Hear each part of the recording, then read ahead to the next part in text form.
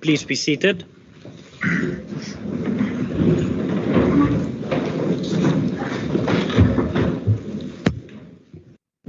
Thank you very much, and good afternoon, honourable members and guests.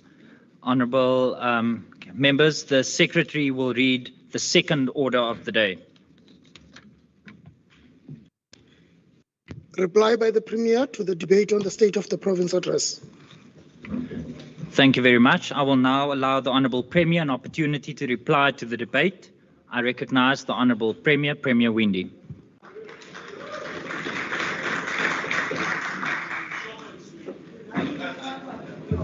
Thank you very much, Mr. Speaker.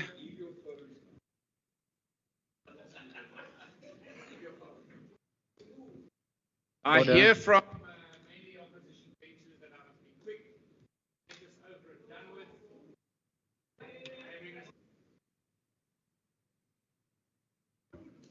Honourable Premier, can I just please ask that you switch on your microphone?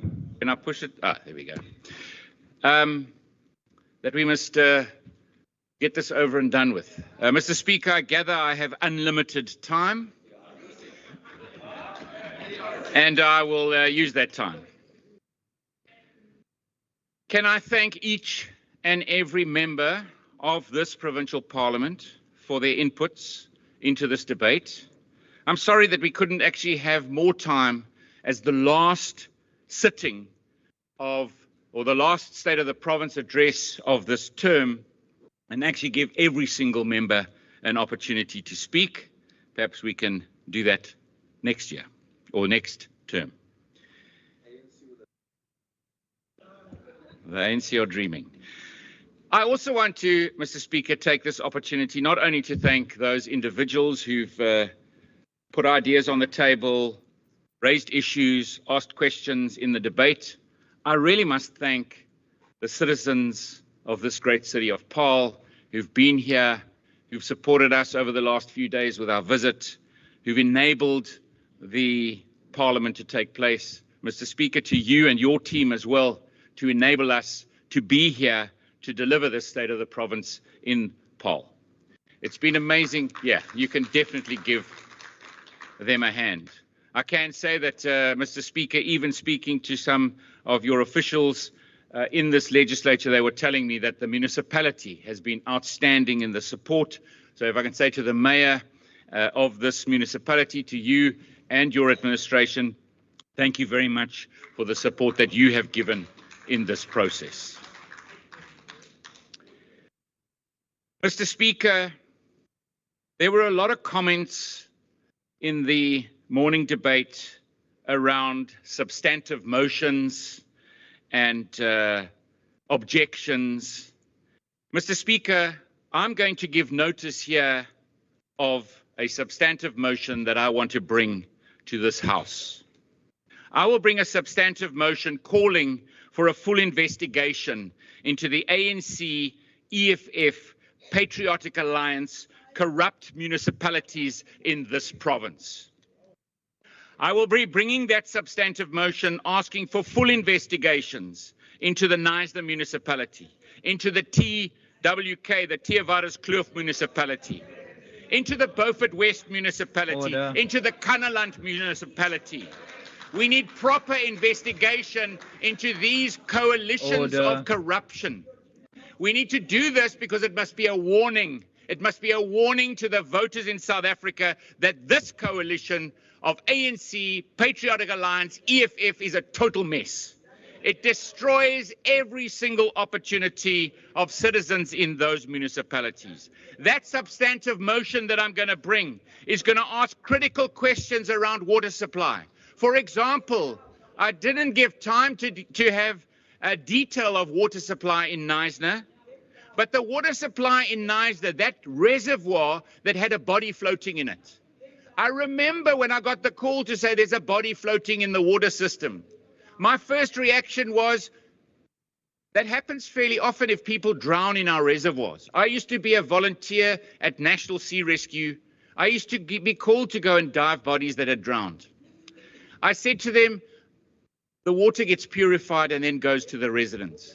They said, you get it wrong here. In Knysna, the body's in the reservoir that feeds to the citizens. It's after the cleansing process. That's where this body is lying in the water for nearly 19 days. You know, in that body, when they tried to pull it out, it fell to pieces. That's how decomposed it was. That is how that coalition cares for its residents. Specifically, that reservoir feeds the residents of Edamini, Damsabos, Kayaletu, Nekis, Opat, Kalkol, and Sevendalaan. Those residents were given the water in that reservoir without a caring government. That is totally unacceptable, and that needs investigation. What also needs investigation are the sewage leaks. What else needs to have investigation are those piles and piles of refuse that this government, along with the neighboring municipalities, send their trucks and remove the mountain of rubbish that's bigger than this hall. The rats running around that, when you drive at night and the light shines on that pile, you can't believe how the rats are running in the road. Neighboring municipalities, along with this administration, go and clear that rubbish pile away and say to the municipality, we've now stepped in to fix your problem. Now keep on doing and giving your citizens the service they deserve. Show that you care for your citizens like we do. 14 days later, the pile is back up this size again.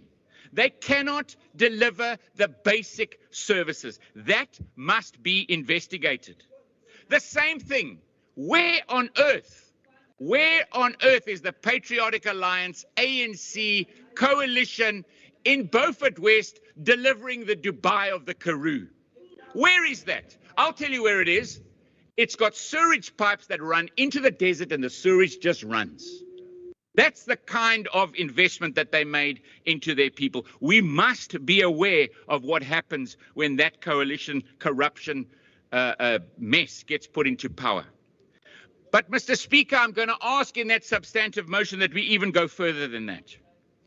We need to investigate cash in packets being handed over in parking lots.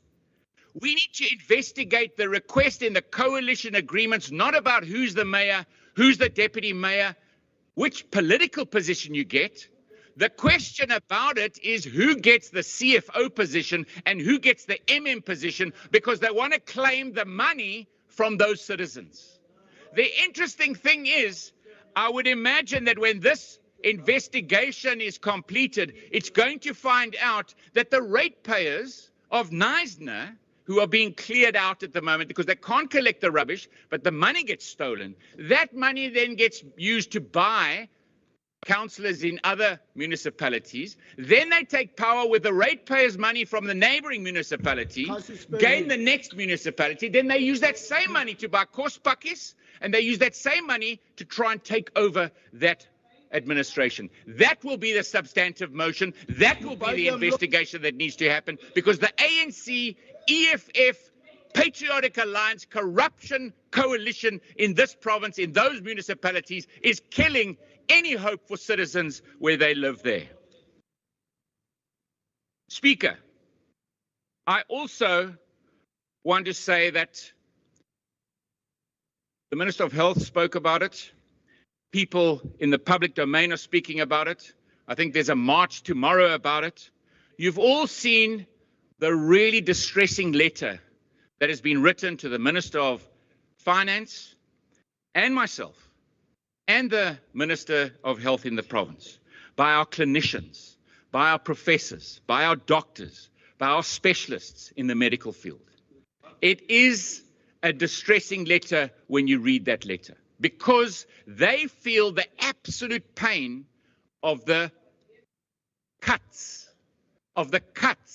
that we are having to deal with, and specifically the 1.1 billion rand in-year cut that takes away that healthcare opportunity for our citizens. And what I want to do is I want to co-sign on alongside those clinicians. I want to co-sign it. And I'm going to send that very letter to the president. But what we're also going to do with that letter is it has to form part of our intergovernmental dispute. We are going to fight tooth and nail to get back that 1.1 billion rand so that we can employ more doctors, so that we can employ more teachers, so the citizens of this province get the services that they deserve.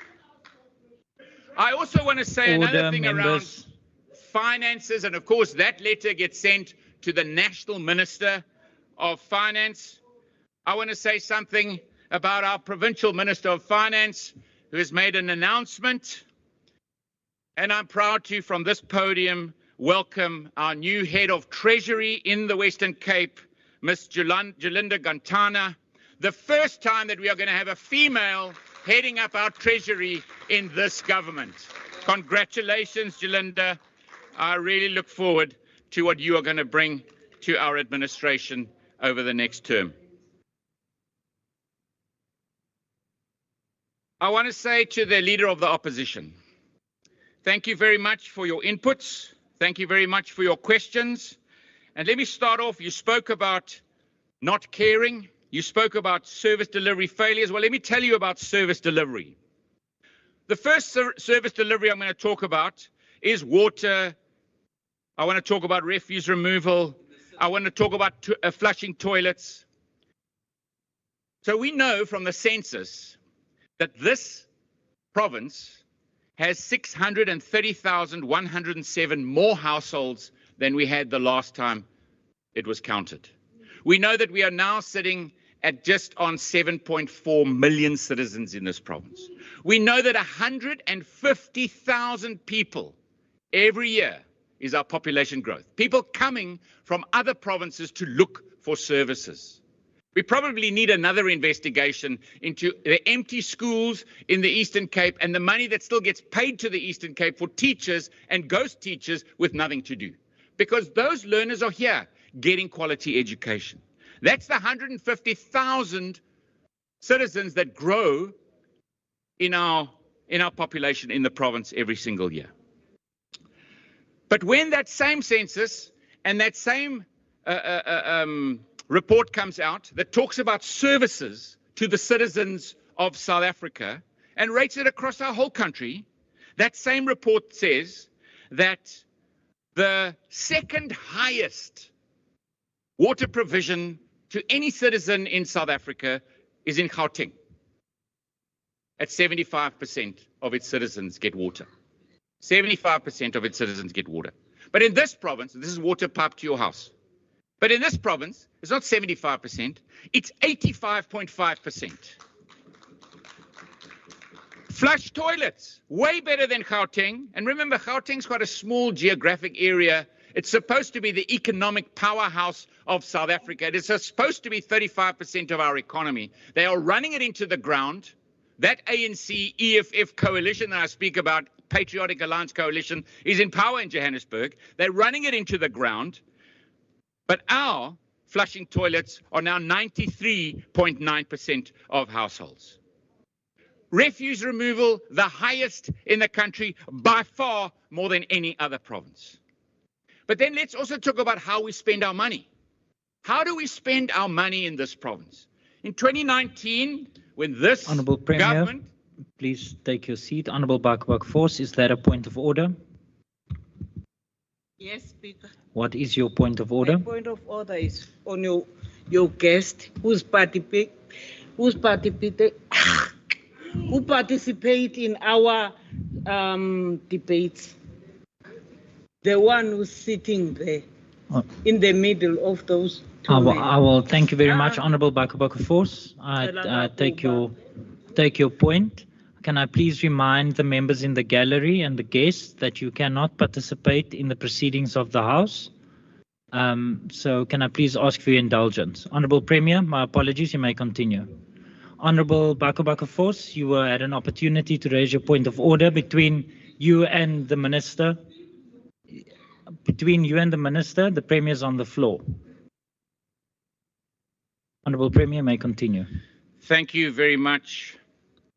This government in 2019 spent on the social delivery departments, those departments where our budget gets spent on the most needy in our province.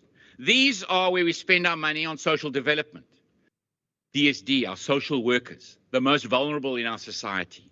The Department of Health, where we provide health care through our hospitals and our clinics to the most vulnerable in our society. In education, providing education across the board in and to the most vulnerable in our society. Human settlements, giving homes, as the Minister spoke about today, as I saw in Vlakkeland yesterday, homes to people. Our budget component to those citizens in 2019 was 74%. But this caring government has now pushed that percentage up. It is now 79.8%. Just short of 80% of our whole budget goes to those communities, the communities that need the money the most. So when this side of the house stands there and says, you only spend your money in rich, leafy suburbs, you know that it is an absolute lie. It is totally untrue. So they come here and spread untruths. That is totally unacceptable and unparliamentary. But here are the facts. So for every for every 5 rand that this province spends, 4 rand goes to the most needy in our province. But let's add a little bit further to the data. So not only the Honourable Dugmore, but also the Honourable Lekker was speaking about the rich and poor gap. And Honourable Lekker specifically, please note, education workshop, you measure it through the Gini coefficient. Not some professor making some comment, you measure it through the Gini coefficient.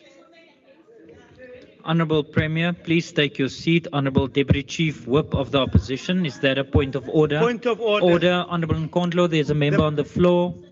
Honourable Nkondlo and Honourable Chief Whip. The Premier must not.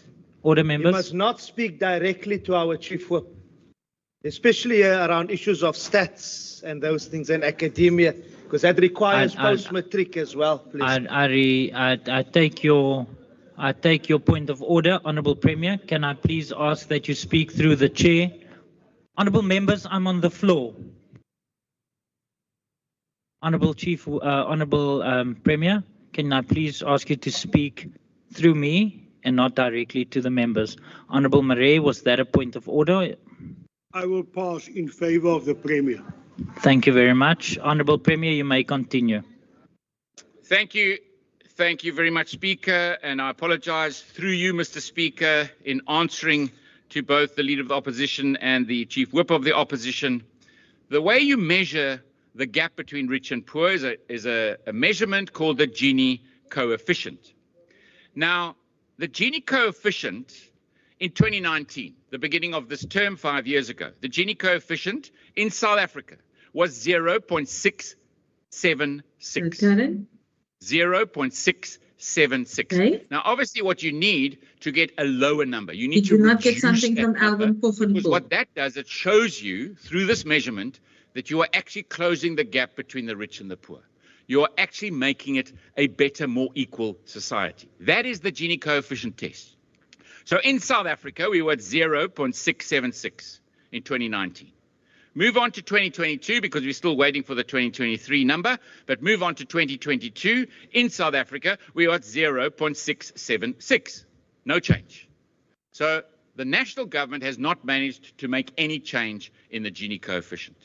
In the Western Cape, in 2019, we were better off than the national. So remember, you've got to have it lower. So national was 0.676, and in the Western Cape, we were 0.597.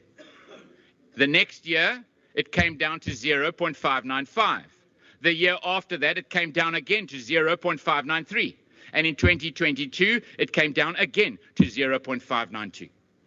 It continues to reduce in this province because of exactly what we were talking about yesterday and today in the inputs from members of the cabinet and members of this side of the house. Because that changes the gap. That makes sure that we are building a better society. In the unemployment rate, now we already had quite a lot to say about the unemployment rate. We know that we've got the lowest unemployment rate in South Africa. We know that, as I said yesterday, nearly 2/3 of all jobs created in South Africa come from one province. But let's look at the unemployment rate. In 2009, an election year, the unemployment rate in South Africa was 28%. In 2014, another election year, the unemployment rate was 35%. In 2019, the unemployment rate went up again under ANC rule to 37%. And right now, as we're going into an election again, the unemployment rate in South Africa is now 41%. So every year the ANC has been in power, that number just gets worse. Unlike the Gini coefficient in this province, unlike us working damn hard to make sure we create an ecosystem for jobs, an ecosystem for investment, an ecosystem for skills development, an ecosystem of opportunity that actually brings about change. And in talking about that ecosystem for jobs and opportunity, there was some talk about the cost of electricity raised by the Honourable Leader of the Opposition. And that's also quite an interesting point to make because he's quite selective with his data. So in the city of Cape Town, which is what he spoke about, in the city of Cape Town, they have got, it's called the Lifeline Tariff. I mean, in an easier way to explain it, it's called the tariff. As an indigent household, you can apply for this tariff. People, yes, it happens all over the country. So if you go and have a look at that tariff, that happens all over the country, and we measure it on 450 units. In Durban right now, those 450 units, with that Lifeline tariff, with the indigent in place, it would cost you 1,336 Rand for those 450 units. That Lifeline tariff, that indigent tariff, 1,336 Rand, an ANC-run region. In Johannesburg, it would come down a little bit from eThekwini. That would be 1,151 Rand, that indigent tariff. In Cape Town, 899. So he mustn't come here with nonsense. He must come here with facts. Then the cost of electricity for the Lifeline customers. If we have a look at what has happened in the last year, because we've had massive increases from Eskom, right? Massive increases. NERSA, Eskom, the ANC. In 2023, if you measure all of those cities excluding Cape Town, the increase on average is 15.1%. Cape Town is minus 5.1%. So there's a 20% difference. A 20% difference. That is the difference about caring. And you know, those come in with homes now, the level's been put up to R500,000 Rand. So anybody with a house less than R500,000 Rand qualifies, or 7,500 Rand a month. That is the real difference that is made. Speaker, what I also want to mention in that same vein is around retention rates and education. And it's quite interesting to see. Oh, now I can't find my numbers. I'll see if I can remember those numbers. It's quite interesting to see. So we know that the retention rate in the Western Cape is now getting to 70%. I know that when we first came into government, it was a 60-40. 40% of learners in South Africa started in grade 1, made it to matric. 40%. In our province, what we've done is we flipped it on its head. We turned that around. And now we're getting close to 70%. But you must not only correlate your retention rate in your schools, you've also got to correlate it to opportunities and jobs. So we know that we've got a 20% unemployment rate. We know that young people have got a better chance in this province than in any other province in South Africa. Go and have a look at the Free State and the Free State's retention rate, and you will see it is way lower than here. And what happens in the Free State? Young people don't get to matric. They get chucked out along the way, number one. So the measurement system is wrong. We measure grade 3, grade 6, grade 9, and grade 12. You only measure matric and you don't care about who you chuck out along the way. Now those young people are given even less of an advantage into an economy in the future. And go and have a look at the Free State. You will see the unemployment rate going through the roof because young people have zero opportunity of getting a job after they have finished, after they've been kicked out, before they get to matric. Speaker, I want to talk about an issue that was being raised by the Honourable Marais.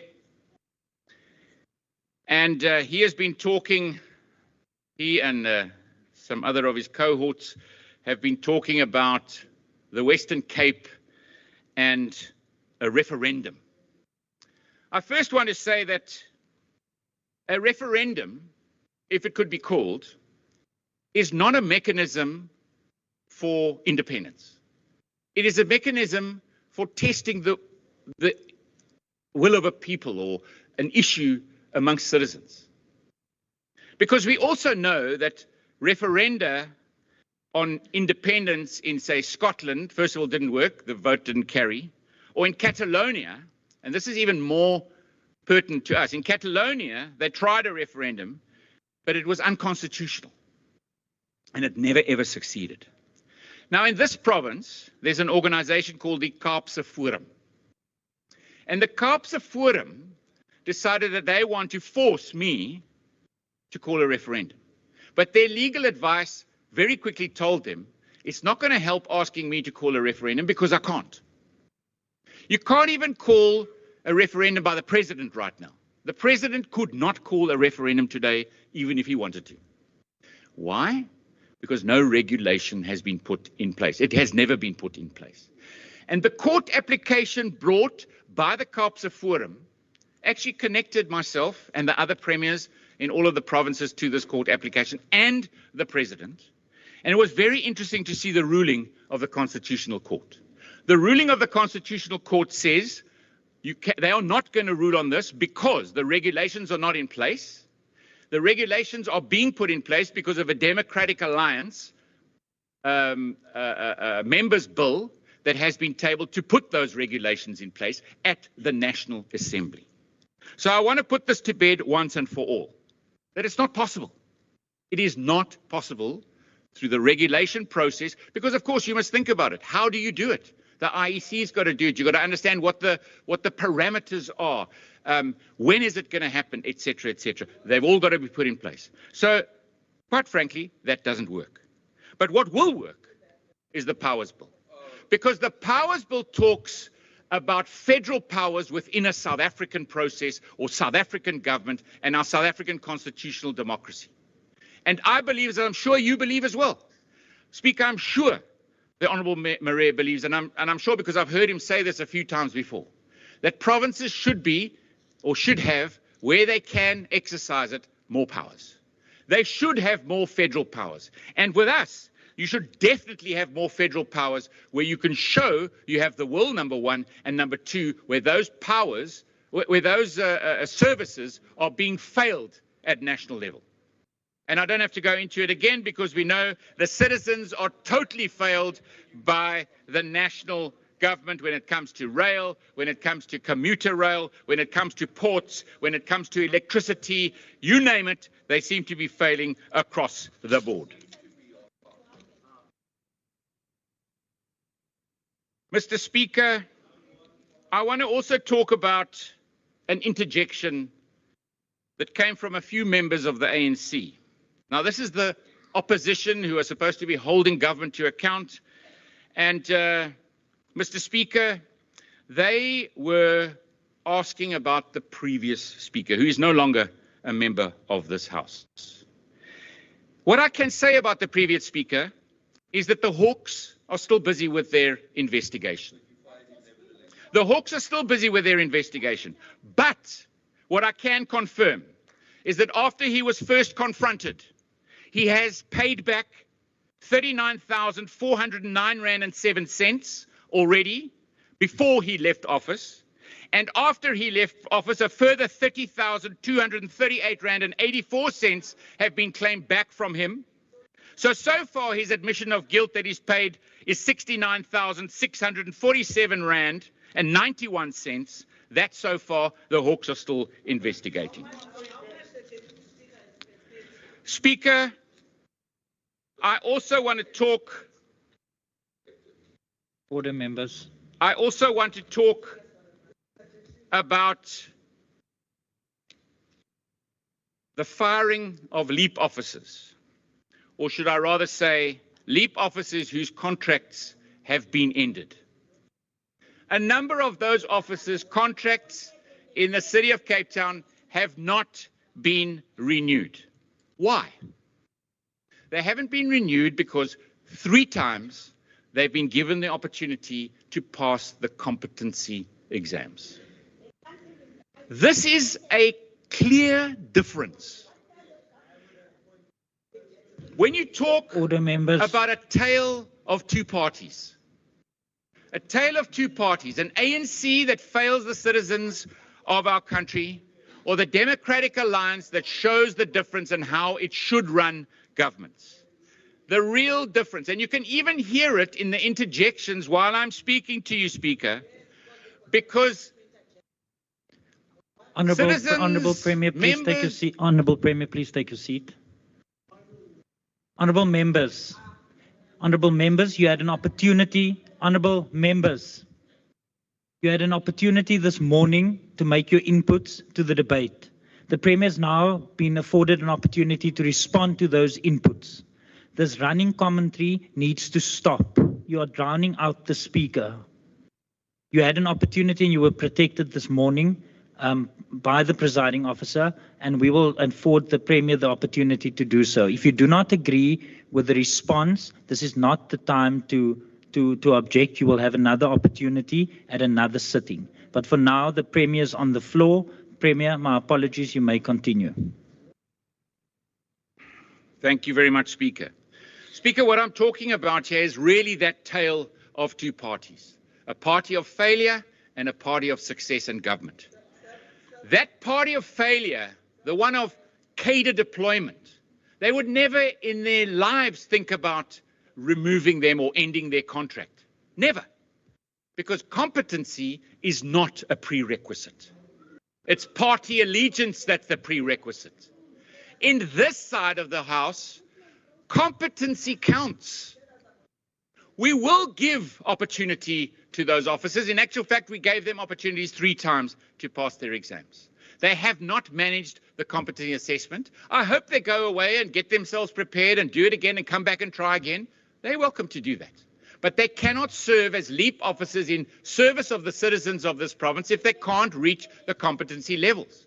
We've got to have the right people in the right job, delivering the right service for the citizens. And that is the real tale of two parties. That is the real tale of a party of failure versus a party of government. And while speaking of the LEAP officers, I really said yesterday that we owe our LEAP officers a lot. But again, in this House, listening to a number of the debates, people again raise the issue of the safety plan. And it's quite clear that the safety plan is boots on the one side, using data, using evidence, using technology, innovating, but it's also about violence prevention on the other side.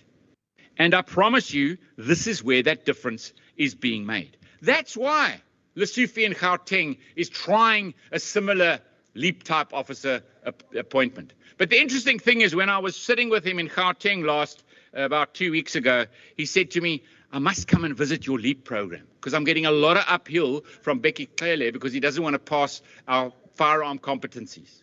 But the reason is he can't, because what Lesotho has done is he hasn't used the proper legislation and regulation. He's trying to put EPWP jobs into highly trained security people's jobs with firearms making the difference. You get the basics wrong every single time. I welcome him to come and see it. As the minister said, KZN was here just the other day to come and look at what we're doing. They come to see the difference. But members of this House have seen this a few times, but you know, sometimes you've got to just say it again and again and again and again. The Institute for Security Studies, they measured 2 periods in time for the 4 provinces with the highest murder rate. Remember, in 2019, when this administration started, we were the murder capital of South Africa. More murders per 100,000 in this province than anywhere else in our country. But we put a safety plan together. We said we've got it. We can't just say our job is oversight. It's the national government's job to deliver. We tried things. We put things in place. We innovated. We used data and evidence. We use our health data and evidence and not policing data and evidence. And so in September, when the Institute for Security Studies puts out their report on the 5 years before this term and this 5-year term, you can see, and of course this is very small and very far for all of you at the back there, but this is the Eastern Cape. A short bar here, the previous 5 years. This term, these last 5 years, the bar increases murders per 100,000. Gauteng, a shortish bar goes really high, a huge bar, going up again. KwaZulu-Natal, no different. Short bar previous term, this last term, the bar goes right up again. But you can't even see a second bar in this province, the Western Cape, because it's in a minus. It's in a negative, because we do not have the same deaths per 100,000 that we had 5 years ago. Why?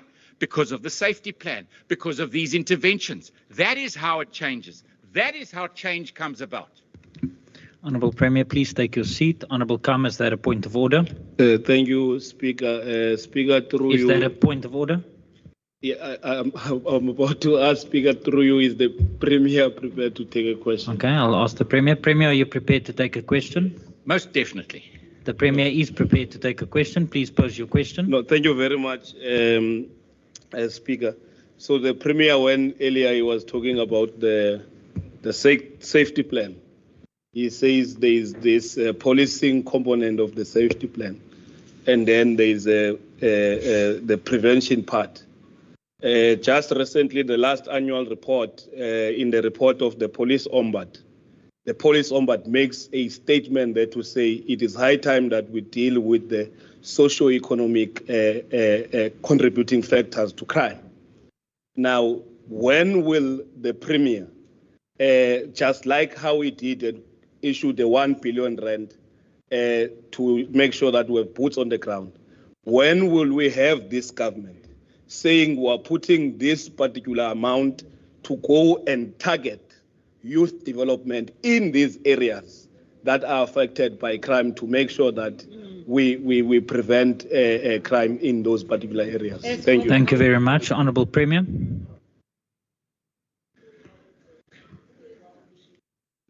Thank you very much, Mr. Speaker. I have the sudden urge to rush out of this building, going to buy some earbuds so that member can clean the wax out of his ears. He obviously has not been listening at all to the last 2 days worth of debate. I've just told him about the socio-economic expenditure of this province, where 4 out of every 5 rand gets spent in that direction. The safety plan talks about the violence prevention. We've spoken about chrysalis. We've spoken about the Yebones. We've been speaking about exactly those things. You obviously haven't heard a single thing that's being said here in this House. Unbelievable. Honourable Premier, please take your seat. Honourable Kama, is that a point of order? No, Speaker. I just want to check through you whether the Premier is prepared to take another question. Honourable Kama, this is not a question session to the Premier. I'm not, in the interest of moving forward, I've allowed that latitude for that first question. I'm not going to create a platform for a dialogue between you and the Premier. So, Premier, can you please continue with replying to the inputs of your debate. Thank you very much for saving me there, Speaker, because the quality of the questions are really poor. Speaker, I want to continue in the vein of the safety plan. You know, when we look at, and of course, it's about a downward trend, because crime is not, it's not a thing that you can go and switch a switch. I was thinking about Delft and how things are changing in Delft. I was thinking about Delft, and I get asked when last I was there. Just the other day, walking with the neighborhood watch. Just the other day, doing unannounced visits. You must please, if you want to learn something, watch my Facebook page. You will definitely learn something. But Mr. Speaker, I mean, there are decreases and increases, but the overall result is what I've just held up when we get judged, and not judged by ourselves. Because when you want to really measure any impact, you've got to have independent assessments. You've got to have independent assessments. But if I look at this report on the decreases and increases, and of course, at one stage we had an 11% increase in Delft in murders. In Gugulethu, a 29% increase. But if you go and have a look, in Atlantis at a 77% decrease, or Harare at a 30% decrease, Philippi a 20% decrease. But these increases and decreases happen, but the overall trend in our region is a change. And just as the Institute for Security Studies gave us that report, and I've done this as well to these members, it is very interesting. And these documents that I'm reporting on, and I'm not sure if the honourable members here remember them, but for the citizens that are watching, the citizens that are here, that Institute for Security Studies, and they are part of the Hans Seidel Foundation, and of course, the Bavarian government, the Institute for Security Studies, they put these reports together. This report I picked up not here in South Africa, this report I picked up in Europe. I noticed it, and I noticed it specifically because it said hotspot policing for murder and robbery, Cape Town, a case study. They are studying what we are doing in the safety plan internationally. You're laughing. You're laughing. Unbelievable. The second one is how to map violence without police data. Why are they asking that question? Because our police data here in South Africa is pathetic. It is pathetic. It's like a history lesson 6 months too late. But the data that we use comes from our Department Honourable of Premier, Health. please take your seat. Honourable Member, is that a point of order? Order, members, there's a member on the floor. It's not a point of order. Then why are you rising, Honourable Member? I want to put a question to the... Premier, okay, I'll ask the Premier if he's prepared to take a question. Yes. The Premier is prepared. Please pose your question. Thank you, Premier. My question is that you explain us this book, and this book we are talking about is not our present. And now we are interested of what are you talking about. How would you assist us to make sure your information can be circulated to us? Thank you. Thank you very No, much, please don't Honourable do it. Premier. Please don't Honourable join the members, DA. order. Honourable Premier, you may continue. Thank you very much. Thank you to the honourable class. I'm going to refer you to the Leader of Government Business. You need another workshop. But if you want this detail, it's called Google. I think you've got it on your phone. Just Google ISS, Institute for Security Studies reports Honourable on Cape Premier, Town and the please Western take your Cape. seat. My apologies. Honourable Bakabaka Force, is that a point of order? I think so. What is the point of order? I want to ask Premier, do you know that people are dying out there? That is not a point of People order. from our towns. That is not a point of order. Please take your seat, Honourable Bakabaka Force. Don't worry, I've already switched off your microphone. Please take your seat. Honourable members, this is a very serious debate. There is citizens watching and members that made inputs today. All these frivolous points of orders, I'm not going to entertain any longer. Honourable Premier, you may continue. Thank you very much. I know the Honourable Baku Force didn't ask a question, but she said, do I know that people are dying? Mr. Speaker, the whole reason why we have a safety plan, is because people are dying. The whole reason we have a safety plan is because I think that while unemployment is shocking and education outcomes are shocking and the trains don't work and the debt service costs are going through the roof, all of those things are where the ANC have failed the citizens of this country so dismally. The thing that hurts us the most, am I aware that people are dying? I wonder if the honourable member knows that 27,000 people in this country were murdered last year. And then she says, do I care? Does the ANC care? Because I promise you, year after year, it gets worse and worse and worse. And the minister in charge of policing in this country should have been fired a long time ago.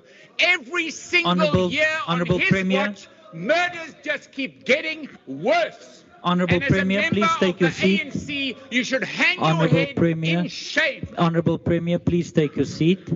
Honourable Baku Force. Honourable Baku Force, I'm now warning you. Can you please not have a dialogue with the Premier? Between you and the Premier. And Premier, can I please remind you to speak through me? Honourable Baku Force, you made a point, a note. The Premier responded. This cannot continue in this vein. Honourable Baku Force, this is my last warning and request to you. Honourable Chief Whip, is there a point of order? Thank you very much, Speaker. I'm covered by you. Thank you very much. Honourable Premier, you may continue, and can I please remind you to speak through me and not directly to the member?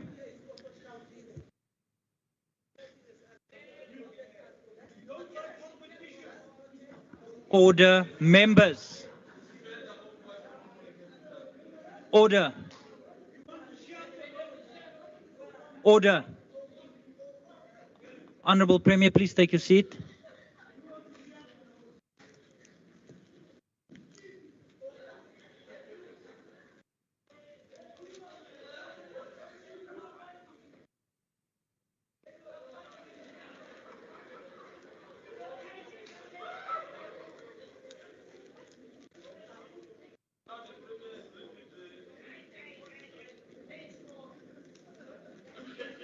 Honourable members, are you done with your interjections?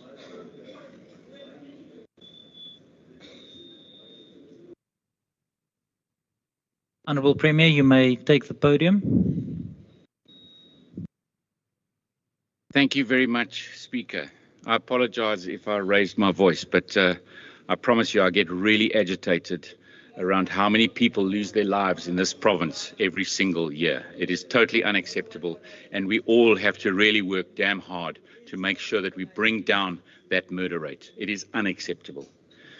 So I won't spend too much more time on these reports, but to the Honourable Member Klaas, there's also evidence-based policing for South Africa, which is another good one for you to read. And then, of course, read this one, which is not only just from the ISS, but it's also Salga who put this report together on specifically the safety plan and what is making a difference in many people's lives in the highest crime hotspots in this province. If you want to also ask for a further independent analysis, go and speak to Dr. Redpath, and she will also tell you exactly what is happening, where these investments are taking place, and we were really trying to make a big difference in the crime rates of this province. But I can assure you that through the small sample that we've showed here and how we are able to make a difference, when we get power devolved to us in policing, we will show South Africa that we can really make a huge dent in lowering the murder rates, in changing the crime levels, because we are committed and serious about making sure that safety becomes the basis of how people live their lives here in the Western Cape. If we get safety right, Mr. Speaker, if we get energy right, two areas that our citizens are totally failed by the national government, we can then take that unemployment rate of ours, which is the lowest in South Africa, and we can bring it way down, lower than ever before. And I truly believe that the projects and the programs that we started 15 years ago in this province, followed on by the third term now of this Democratic Alliance elected government in this province. We continue with these plans of safety and energy, changing the education outcomes for the better, making sure we give better and more efficient and more technology-abled healthcare, making sure that social development makes a big difference in those lives of people who really need it the most, that we intervene and we enable and we make sure that the economy can grow, investments continue. We won't just have a 20% unemployment rate, we'll have a 10% unemployment rate, and even lower than that. And that is what this government is all about. This might be the final State of the Province address that I'm making in this term.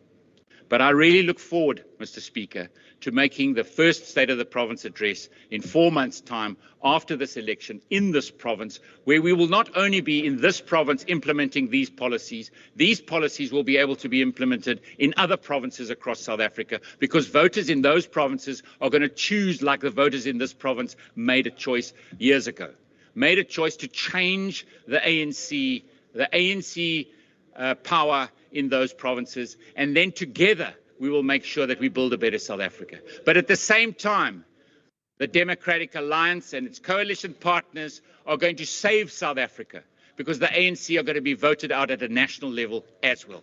Thank you very much, Mr. Speaker.